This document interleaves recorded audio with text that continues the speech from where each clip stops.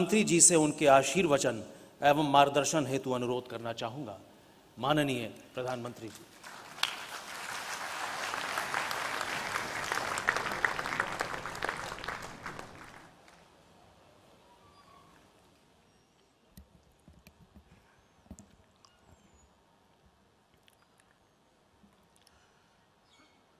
उत्तर प्रदेश की राज्यपाल श्रीमती आनंदीबेन पटेल जी, केंद्रीय मंत्रिमंडल के मेरे सहयोगी और लखनऊ के ही सांसद हमारे वरिष्ठ साथी श्रीमान राजनाथ सिंह जी, श्री हरदीप सिंह पुरी जी, महेंद्र नाथ पांडे जी, यहाँ के लोकप्रिय मुख्यमंत्री योगी आदित्यनाथ जी, उप मुख्यमंत्री श्री केशव प्रसाद मौर्य जी, श्री दिनेश शर्मा जी, केंद्रीय मंत्रिमंडल के मेरे सहयोगी श्रीमान कौशल किशोर जी, राज्य सरकार के मंत्रीगण, सांसद, विधायकगण, देश के अलग अलग हिस्सों से आए सभी आदरणीय मंत्रीगण, अन्य सभी महानुभाव और उत्तर प्रदेश के मेरे प्रिय भाइयों और बहनों, लखनऊ आता हूं तो अवध के इस क्षेत्र का इतिहास, मलिहाबादी दशहरी जैसी मीठी बोली, खान पान, कुशल कारीगरी, आर्ट, आर्किटेक्चर, सब कुछ ऐसे सामने की तरफ देखने लग जाता है। मुझे अच्छा लगा कि 3 दिनों तक लखनऊ में न्यू अर्बन इंडिया यानी भारत के शहरों के नए स्वरूप देश भर के एक्सपर्ट्स एकत्र आकर के मंथन करने वाले हैं। यहां जो प्रदर्शनी लगी है वो आजादी के इस अमृत महोत्सव में 75 साल की उपलब्धियां और देश के नए संकल्पों को भली भांति प्रदर्शित करती है। और मैंने अनुभव किया है, पिछले दिनों जब डिफेंस का कार्यक्रम किया था और उस समय जो प्रदर्शनी लगी थी, सिर्फ लखनऊ ही नहीं, पूरा उत्तर प्रदेश उसे देखने के लिए पहुंचा था। मैं इस बार भी आग्रह करूंगा कि ये जो प्रदर्शनी लगी है, यहां के नागरिकों से मेरा आग्रह है, आप जरूर देखिए। हम सब मिलकर के देश को कहां से कहां ले जा सकते हैं, हमारे विश्वास को जगाने वाला ये अच्छा प्रदर्शनी है, आपने जरूर देखनी चाहिए। आज यूपी के शहरों के विकास से जुड़े 75 प्रोजेक्ट्स विकास के, उसका भी शिलान्यास और लोकार्पण किया गया है। आज ही यूपी के 75 जिलों में 75,000 लाभार्थियों को उनके अपने पक्के घर की चाबियां भी मिली है। ये सभी साथी इस वर्ष दशहरा, दिवाली, छठ, गुरु पर्व, ईद-ए-मिलाद, आने वाले अनेकों उत्सव अपने नए घर में ही मनाएंगे। अभी कुछ लोगों से बात करके मुझे बहुत संतोष मिला है और भोजन का निमंत्रण भी मिल गया है। मुझे इस बात की भी खुशी होती है कि देश में पीएम आवास योजना के तहत जो घर दिए जा रहे हैं, उनमें 80% से ज्यादा घरों पर मालिकाना हक महिलाओं का है या फिर वो ज्वाइंट ओनर है। और मुझे ये भी बताया गया कि यूपी सरकार ने तो महिलाओं के घरों से जुड़ा एक अच्छा फैसला लिया है।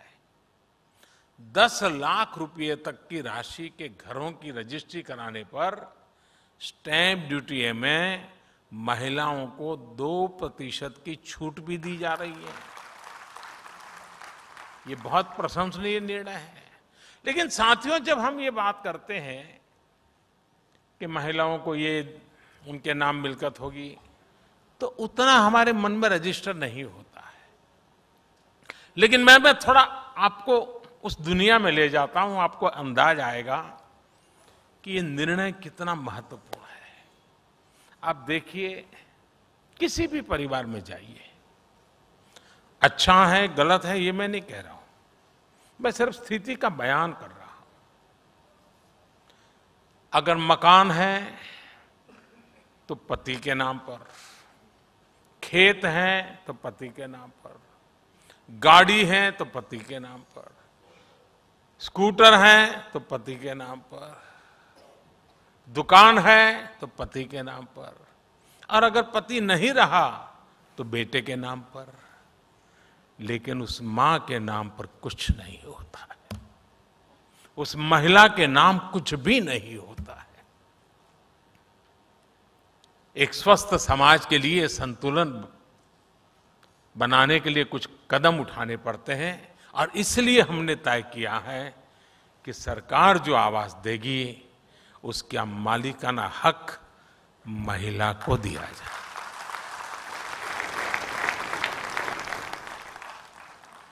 साथियों, आज लखनऊ के लिए एक और बधाई का अवसर है।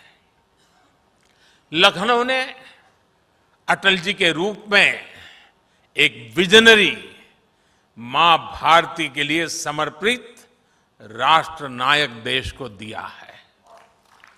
आज उनकी स्मृति में बाबा साहब भीमराव अंबेडकर यूनिवर्सिटी में अटल बिहारी वाजपेयी चेयर स्थापित की जा रही है। मुझे विश्वास है ये चेयर अटल जी के विजन, उनके एक्शन, राष्ट्र निर्माण में उनके योगदान को विश्व पटल पर लाएगी। जैसे भारत की 75 साल की विदेश नीति में अनेक मोड़ आए, लेकिन अटल जी ने उसे नई दिशा दी। देश की कनेक्टिविटी, लोगों की कनेक्टिविटी के लिए उनके प्रयास आज के भारत की मजबूत नींव है। अब सोचिए, एक तरफ प्रधानमंत्री ग्राम सड़क योजना और दूसरी तरफ स्वर्णिम चतुष्क, north east, east west, north south, east west corridor, यानी दोनों तरफ एक साथ दृष्टि और दोनों तरफ विकास का प्रयास। साथियों, वर्षों पहले जब अटल जी ने नेशनल हाईवे के माध्यम से देश के महानगरों को जोड़ने का विचार रखा था, तो कुछ लोगों को यकीन ही नहीं होता था कि ऐसा संभव है। 6-7 पहले जब मैंने गरीबों के लिए करोड़ों पक्के घर, करोड़ों शौचालय, तेजी से चलने वाली रेल, शहरों में पाइप से गैस, ऑप्टिकल फाइबर जैसे बड़े इंफ्रास्ट्रक्चर प्रोजेक्ट की बात की, तब भी आदतन कुछ लोग यही सोचते थे कि इतना सब कुछ कैसे हो पाएगा। लेकिन आज इन अभियानों में भारत की सफलता दुनिया देख रही है। भारत आज पीएम आवास योजना के तहत जितने पक्के घर बना रहा है, वो दुनिया के अनेक देशों की कुल आबादी से भी अधिक है। एक समय था जब घर की स्वीकृति से लेकर उसको जमीन पर उतरने में ही बरसों लग जाते थे। जो घर बनते थे भी वो शायद रहने लायक थे कि नहीं, ये सवालिया निशान जरूर पूछे जाते थे।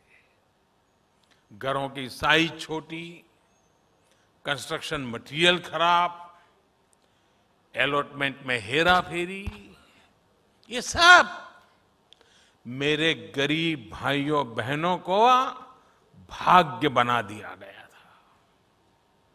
2014 में देश ने हमें सेवा करने का अवसर दिया और मैं उत्तर प्रदेश का विशेष रूप से आभारी हूं कि आपने मुझे देश की संसद में पहुंचाया। और जब आपने हमें दायित्व दिया तो हमने अपना दायित्व निभाने की ईमानदार कोशिश की है। साथियों, 2014 से पहले जो सरकार थी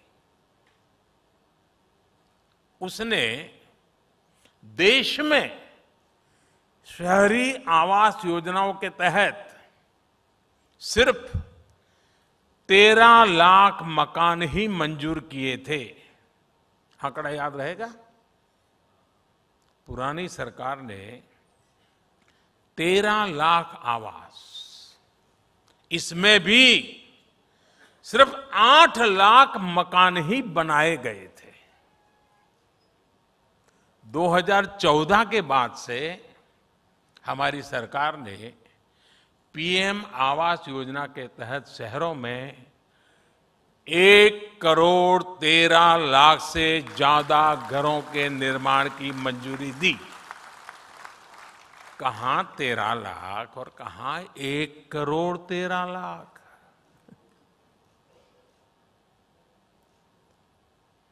इसमें से 50 लाख से ज्यादा घर बनाकर उन्हें गरीबों को सौंपा भी जा चुका है।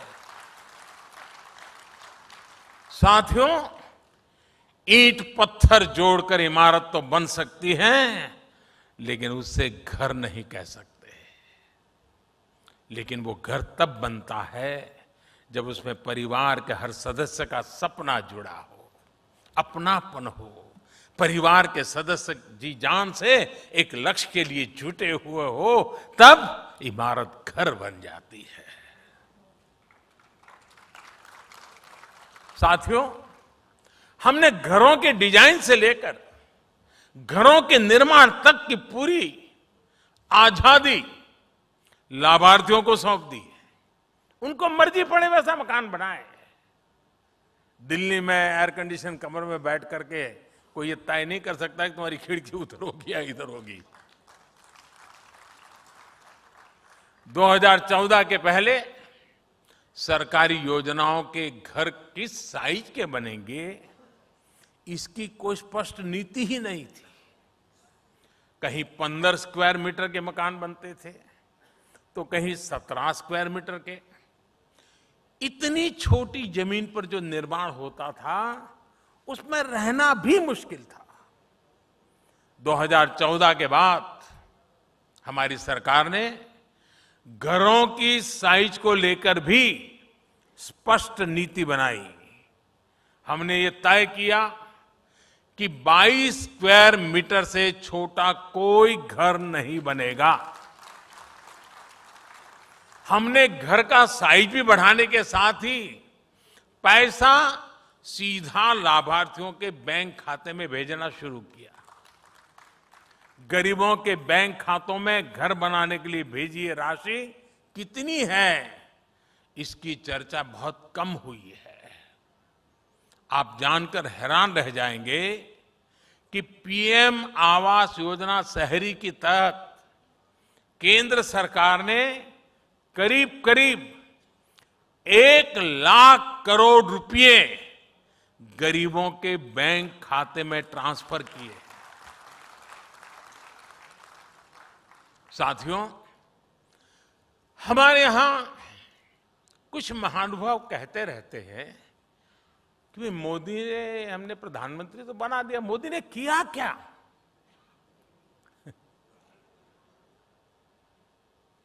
आज पहली बार मैं ऐसी बात बताना चाहता हूं जिसके बाद बड़े बड़े विरोधी जो दिन रात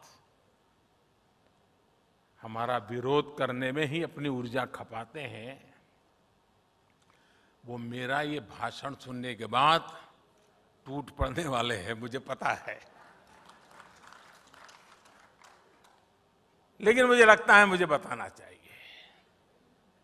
मेरे जो साथी, जो मेरे परिवारजन है, जो झुग्गी झोपड़ी में जिंदगी जीते थे, जिनके पास पक्की छत नहीं थी, ऐसे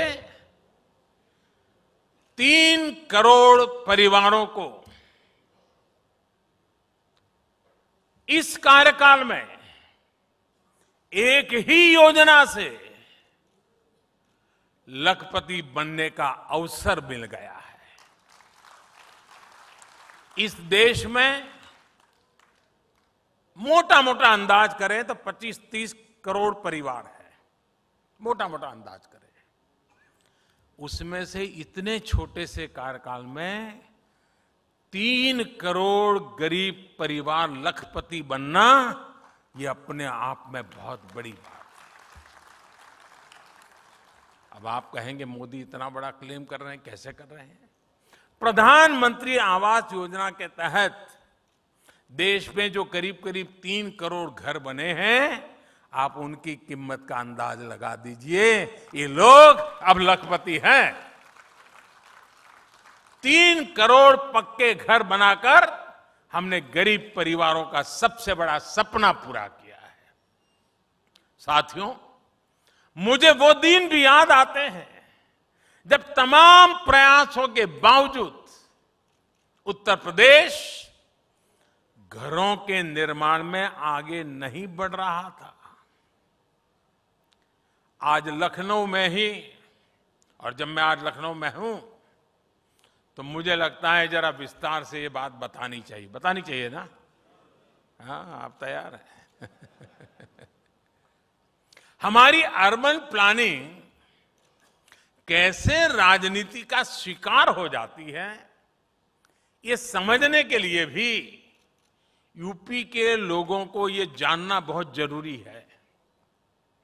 साथियों, गरीबों के लिए घर बनाने का पैसा केंद्र सरकार दे रही थी। बावजूद इसके 2017 से पहले, योगी जी के आने से पहले की बात कर रहा हूं, 2017 से पहले यूपी में जो सरकार थी वो गरीबों के लिए घर बनवाना ही नहीं चाहती थी। गरीबों के लिए घर बनवाओ, इसके लिए हमें पहले जो यहां सरकार में थे उनसे मिन्नतें करनी पड़ती थी। 2017 से पहले पीएम आवास योजना के तहत यूपी के लिए 18,000 घरों की स्वीकृति दी गई थी। 18,000। लेकिन जो सरकार यहां थी उसने गरीबों को पीएम आवास योजना के तहत 18 घर भी बनाकर नहीं दिए। 18,000 घरों की स्वीकृति और 18 घर भी न बने। मेरे उत्तर प्रदेश के भाइयों बहनों, ये चीजें आपको सोचनी चाहिए। आप कल्पना कर सकते हैं, 18,000 घरों की मंजूरी थी, लेकिन उन लोगों ने गरीब के लिए 18 घर भी नहीं बनाए। पैसा था, घरों की स्वीकृति थी, लेकिन तब जो यूपी को चला रहे थे वो इसमें लगातार अड़ंगा डाल रहे थे। उनका ये कृत्य यूपी के लोग, यूपी के गरीब कभी नहीं भूल सकते। साथियों, मुझे संतुष्टि है कि योगी जी की सरकार आने के बाद यूपी में शहरी गरीबों को 9 लाख घर बनाकर दिए गए हैं। शहर में रहने वाले हमारे गरीब भाई बहनों के लिए अब यूपी में 14 लाख घर निर्माण के अलग अलग चरणों में है। अब घर में बिजली, पानी, गैस, शौचालय, ऐसी सुविधाएं भी मिल रही हैं, तो गृह प्रवेश भी पूरी खुशी के साथ, आन बान के साथ हो रहा है। लेकिन मैं जब उत्तर प्रदेश आया हूं तो कुछ होमवर्क भी देने का मन करता है। दे दूं?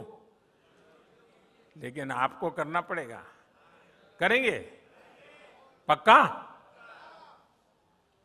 देखिए, मैंने अखबार में पढ़ा है और अभी योगी जी भी शायद मैं पूछ रहा था, इस बार दीपावली में अयोध्या में कहते हैं 7.5 लाख दिए हैं, 7.5 लाख दिए का कार्यक्रम होगा। मैं उत्तर प्रदेश को कहता हूं कि रोशनी के लिए स्पर्धा में मैदान में आए। देखे, अयोध्या ज्यादा दिए जलाता है कि ये जो 9 लाख घर दिए गए हैं, वे 9 लाख घर 18 लाख दिए जला करके दिखाएं। हो सकता है क्या? जिन परिवारों को ये 9 लाख परिवार, गरीब परिवारों को घर मिले पिछले 7 साल में, वे 2-2 दिया अपने घर के बाहर जलाएं। अयोध्या में 7.5 लाख दिए जलेंगे। मेरे गरीब परिवारों के घर में 18 लाख दिए जलेंगे। भगवान राम जी को खुशी होगी। भाइयों और बहनों, बीते दशकों में हमारा शहरों में बड़ी बड़ी इमारतें जरूर बनी, लेकिन जो अपने श्रम से इन इमारतों का निर्माण करते हैं, उनके हिस्से में झुग्गियों का ही जीवन आता रहा है। झुग्गियों की स्थिति ऐसी जहां पानी और शौचालय जैसी मूल सुविधाएं तक नहीं मिलती। झुग्गी में रहने वाले हमारे भाई बहनों को अब पक्के घर बनाने से बहुत मदद मिल रही है। गांव से शहर काम के लिए आने वाले श्रमिकों को उचित किराए पर बेहतर रिहाइश मिले, इसके लिए सरकार ने योजना शुरू की है। साथियों, शहरी मिडिल क्लास की परेशानियां और चुनौतियों को भी दूर करने का हमारी सरकार ने बहुत गंभीर प्रयास किया है। रियल एस्टेट रेगुलेटरी अथॉरिटी यानी रेरा कानून ऐसा ही एक बड़ा कदम रहा है। इस कानून ने पूरे हाउसिंग सेक्टर को अविश्वास और धोखाधड़ी से बाहर निकालने में बहुत बड़ी मदद की है। इस कानून के बनने से घर खरीदारों को समय पर न्याय भी मिल रहा है। हमने शहरों में अधूरे पड़े घरों को पूरा करने के लिए हजारों करोड़ रुपए का विशेष फंड भी बनाया है। मिडिल क्लास अपने घर का सपना पूरा कर सके, इसके लिए पहली बार घर खरीदने वालों को लाखों रुपयों की मदद भी दी जा रही है। उन्हें कम ब्याज दरों से भी मदद मिल रही है। हाल ही में मॉडल टेनेंसी एक्ट भी राज्यों को भेजा गया है और मुझे खुशी है कि यूपी सरकार ने तुरंत ही उसे लागू भी कर दिया है।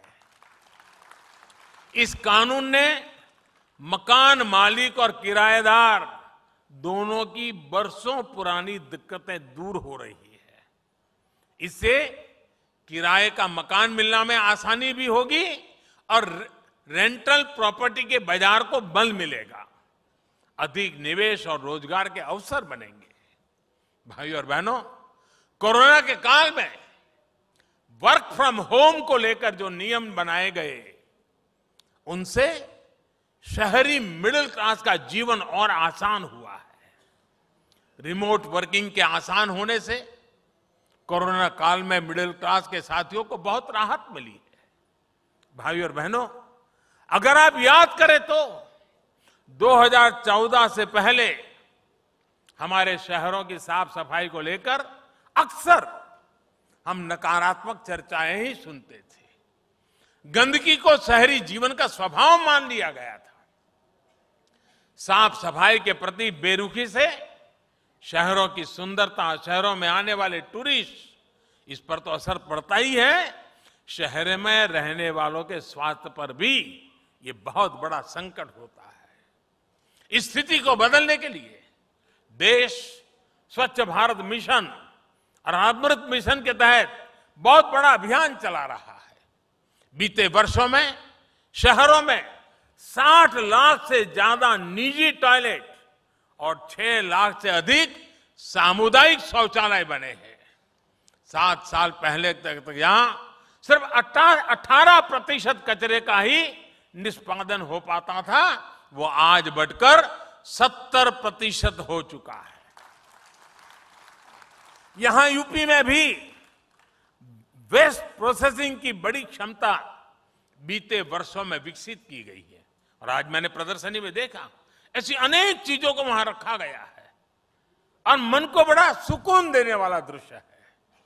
अब स्वच्छ भारत अभियान 2.0 के तहत शहरों में खड़े कूड़े के पहाड़ों को हटाने का अभियान भी शुरू कर दिया गया है। साथियों, शहरों की भव्यता बढ़ाने में एक और अहम भूमिका निभाई है एलईडी लाइट्स ने। सरकार ने अभियान चलाकर देश में 90 लाख से ज्यादा पुरानी स्ट्रीट लाइट्स को एलईडी से बदला है। एलईडी स्ट्रीट लाइट लगने से शहरी निकायों के भी हर साल करीब करीब 1000 करोड़ रुपए बच रहे हैं। अब ये राशि विकास के दूसरे कार्यों में वो शहरी निकाय लगा सकते हैं और लगा रहे हैं। एलईडी ने शहर में रहने वाले लोगों का बिजली बिल भी बहुत कम किया है। जो एलईडी बल्ब पहले 300 रुपये से भी महंगा आता था, वो सरकार ने उजाला योजना के तहत 50-60 रुपये में बना दिया है। इस योजना के माध्यम से करीब 37 करोड़ एलईडी बल्ब बांटे गए हैं। इस वजह से गरीब और मध्यम वर्ग का करीब 24,000 करोड़ रुपए बिजली बिल में बचत हुई है। साथियों, 21वीं सदी के भारत में शहरों के कायाकल्प का सबसे प्रमुख तरीका है टेक्नोलॉजी का ज्यादा से ज्यादा इस्तेमाल। शहरों के विकास से जुड़ी जो संस्थाएं हैं, जो सिटी प्लानर्स हैं, उन्हें अपनी अप्रोच में सर्वोच्च प्राथमिकता टेक्नोलॉजी को देनी होगी। और साथियों, जब हम गुजरात में छोटे से इलाके में रहते थे और जब भी लखनऊ की बात आती थी तो लोगों के मुंह से निकलता था कि भाई लखनऊ में तो कहीं पर जाइए सुनने को मिलता है पहले आप, पहले आप, पहले आप। यही बात होती है। आज मजाक में ही सही, हमें टेक्नोलॉजी को भी कहना पड़ेगा पहले आप। भारत में पिछले 6-7 वर्षों में शहरी क्षेत्र में बहुत बड़ा परिवर्तन टेक्नोलॉजी से आया है। देश के 70 से ज्यादा शहरों में आज जो integrated command and control centre चल रहे हैं, उसका आधार टेक्नोलॉजी ही है। आज देश के शहरों में सीसीटीवी कैमरों का जो नेटवर्क बिछ रहा है, टेक्नोलॉजी ही उसे मजबूत कर रही है।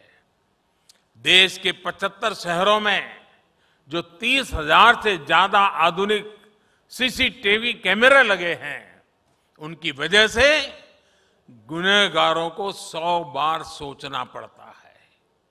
ये सीसीटीवी अपराधियों को सजा दिलाने में भी काफी मदद कर रहे हैं। साथियों, आज भारत के शहरों में हर रोज जो हजारों टन कूड़े का निस्तारण हो रहा है, प्रोसेस हो रहा है, सड़कों के निर्माण में लग रहा है, वो भी टेक्नोलॉजी की वजह से है। वेस्ट में से वेल्थ अनेक प्रोजेक्ट मैंने आज इस प्रदर्शनी में देखे हैं। हर किसी को प्रेरणा देने वाले प्रयोग हैं, बड़ा बारीकी से देखने जैसा है। साथियों, आज देश भर में जो सीवेज ट्रीटमेंट प्लांट बनाए जा रहे हैं, आधुनिक टेक्नोलॉजी उनकी क्षमता और बढ़ा रही है। ये national common mobility card technology की ही तो देन है। आज यहां इस कार्यक्रम में 75 इलेक्ट्रिक बसों को हरी झंडी दिखाई गई है। ये भी आधुनिक टेक्नोलॉजी का ही तो प्रतिबिंब है। साथियों, मैंने अभी लाइट हाउस प्रोजेक्ट के तहत लखनऊ में बन रहे घरों को देखा। इन घरों में जो टेक्नोलॉजी इस्तेमाल हो रही है, उसमें प्लास्टर और पेंट की जरूरत ही नहीं पड़ेगी। इसमें पहले से तैयार पूरी दीवारों का उपयोग किया जाएगा। इससे घर और तेजी से बनेंगे। मुझे विश्वास है कि यहां लखनऊ में देश भर से जो साथी आए हैं, वो इस प्रोजेक्ट से बहुत कुछ सीख कर जाएंगे और अपने शहरों में इनको इंप्लीमेंट करने का प्रयास करेंगे। साथियों, टेक्नोलॉजी कैसे गरीब का जीवन बदलती है, इसका एक उदाहरण पीएम स्वनिधि योजना भी है। लखनऊ जैसे कई शहरों में तो अनेक प्रकार के बाजारों की परंपरा रही है। कहीं बुध बाजार लगता है, कहीं गुरु बाजार लगता है, कहीं शनि बाजार लगता है, और इन बाजारों की रौनक हमारे रेहड़ी पटरी वाले भाई बहनें ही बढ़ाते हैं।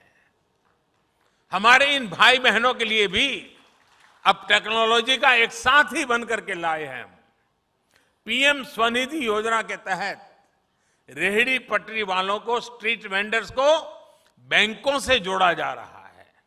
इस योजना के माध्यम से 25 लाख से ज्यादा साथियों को 2500 करोड़ रुपए से अधिक की मदद गई है। इसमें भी यूपी के 7 लाख से ज्यादा साथियों ने स्वनिधि योजना का लाभ लिया है। अब उनकी बैंकिंग हिस्ट्री बन रही है और वो ज्यादा से ज्यादा डिजिटल लेन देन भी कर रहे हैं। मुझे खुशी है, इस बात की खुशी है कि स्वनिधि योजना का सबसे ज्यादा लाभ पहुंचाने वाले पूरे देश के टॉप 3 शहरों में 2 हमारे उत्तर प्रदेश के ही हैं। पूरे देश में नंबर 1 है लखनऊ और नंबर 2 पर है कानपुर। कोरोना के इस समय में ये बहुत बड़ी मदद है। मैं योगी जी की सरकार की इसके लिए बहुत सराहना करता हूं। साथियों, आज जब मैं हमारे रेहड़ी पटरी वाले साथियों द्वारा डिजिटल लेन देन की बात कर रहा हूं, तो मुझे ये भी याद आ रहा है कि पहले कैसे इसका मजाक उड़ाया जाता था। कहा जाता था कि कम पढ़े लिखे लोग कैसे डिजिटल लेन देन कर पाएंगे। लेकिन स्वनिधि योजना से जुड़े रेहड़ी पटरी वाले अब तक 7 करोड़ से ज्यादा बार डिजिटल लेन देन कर चुके हैं। अब ये थोक व्यापारियों से भी कुछ खरीदने जाते हैं तो डिजिटल पेमेंट ही करते हैं। आज ऐसे ही साथियों की वजह से भारत डिजिटल पेमेंट में नए रिकॉर्ड बना रहा है। जुलाई, अगस्त, सितंबर यानी पिछले 3 महीने में हर महीने 6 लाख करोड़ रुपए से ज्यादा राशि का डिजिटल लेन देन हुआ है। यानी बैंकों में लोगों को आना जाना उतना ही कम हो रहा है। ये बदलते हुए भारत और टेक्नोलॉजी को अपनाते हुए भारत की ताकत को दिखाता है। साथियों, बीते वर्षों में भारत में ट्रैफिक की समस्या और प्रदूषण की चुनौती दोनों पर होलिस्टिक अप्रोच के साथ काम हुआ है। मेट्रो भी उसका एक बेहतरीन उदाहरण है। आज भारत मेट्रो सेवा का देश भर के बड़े शहरों में तेजी से विस्तार कर रहा है। 2014 में जहां 250 किलोमीटर से कम रूट पर मेट्रो चलती थी, वहीं आज लगभग 750 किलोमीटर में मेट्रो दौड़ रही है। और मुझे आज अफसर बता रहे थे कि 1050 किलोमीटर पे काम चल रहा है। यूपी के भी 6 शहरों में आज मेट्रो नेटवर्क का विस्तार हो रहा है।